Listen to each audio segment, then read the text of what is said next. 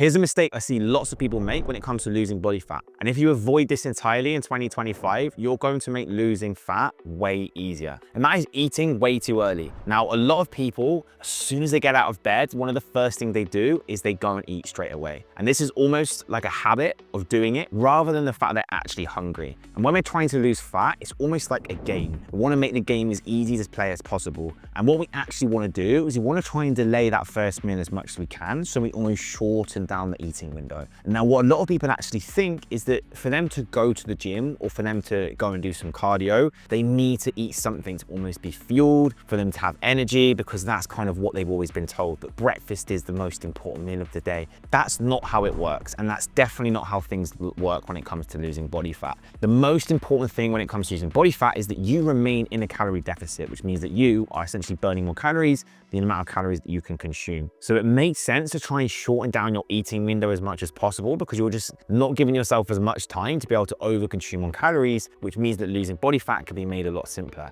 Now, I'm a big fan of fasting, and I use this a lot with clients because I just feel it works for a lot of people's schedules. A lot of people don't necessarily get hungry in the morning, and when we kind of use a few of our strategies at FitLab, a lot of our clients definitely don't feel hungry. They realize a lot of it was hydration, or as I say, more of a habit. You can quite easily push your first meal back to later in the day, and this is going to be very, very individual to the person. This doesn't mean that you have to wait till 12 o'clock to eat or 2 p.m. to eat. You can even just push your meal back by an hour or two, which means that you potentially start eating it around mid-morning rather than first thing right away. The biggest advantage of this is that when we don't actually get hungry first thing, and then we have that first meal, is like pretty much avoided 500 to 600 unnecessary calories that we might have eaten first thing in the morning to have our breakfast. And then we can start our eating window a little bit later, which just simply means then we've got that less time to be able to overconsume on food. What you need to remember is this when it comes to eating. When you eat food, this is actually going to trigger you to become more hungry. A lot of the time people don't understand this, but the way things work, especially when we eat high carbohydrate meals, which is typically what a lot of people eat for breakfast, things like cereal, toast, even porridge oats, this has a big effect on our blood sugar, and it causes our body to release a lot of insulin. When our insulin levels drop too low, we get very hungry. This is what causes us to get that appetite increase again, and we want to go and eat. So when we eat a meal, it takes about 20 minutes or so for it to go down, and then we can start to feel that initial fullness. But as I said, as you start to get an hour or two later on in the day, you can start to feel hungry again. And I know when I've eaten that first meal, like 2 hours, 3 hours later, I'm starving again, I want to eat again, and I'm ready to go.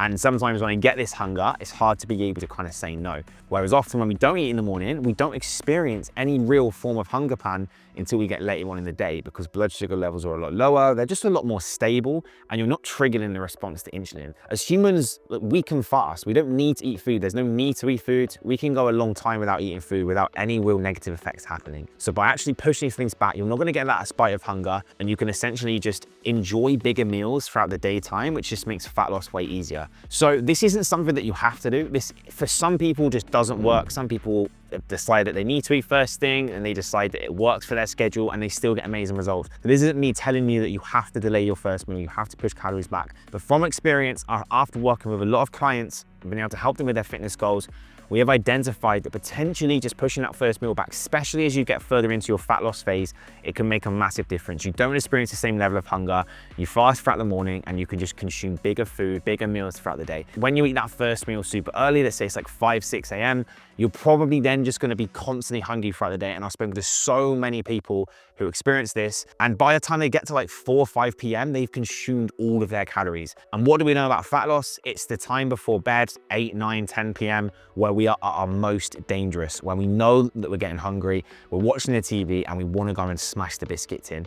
If we can have more calories around that time because we've strategically placed our food later on in the day, we're going to make the process way easier, and there's way less chance that we're going to fall off track. This is exactly what I do with my diet so that I stay in shape all year round, and I can eat big meals in the evening, and I very rarely overconsume on food or have a binge or end up falling back with my diet. Now, even though this might be a bit different to what a lot of people might think, is that we don't actually need to eat before we train. And especially if you eat a good meal the night before, this kind of acts as your pre-workout meal. Now, I have tried and I've tested this. I've trained early with having a meal beforehand, and I've trained fasted. And if I'm honest, I can't really see much of a difference with the type of training when I'm training weights. It doesn't really lead to any noticeable change. When you're doing intense cardio sessions and you're maybe pushing more towards that performance aspect, arguably getting some fueling can help. But I think with lifting weights or just doing low intensity cardio, there's no real need to get a meal in like an hour or two before. And I think for a lot of people, it just doesn't make sense to do that. If you consume a good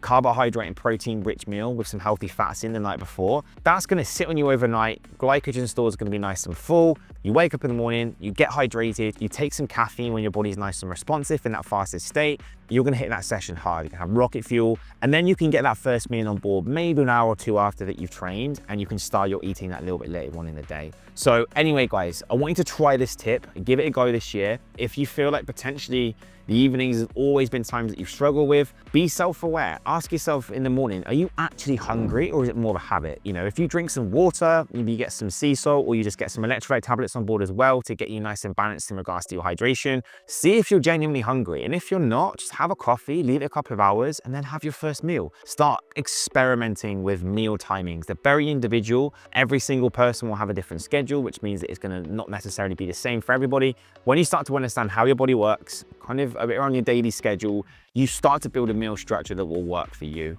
So give this a try. As always, guys, make sure you subscribe for future videos, hit a bell notification for every time you post, and I'll catch you in the next video.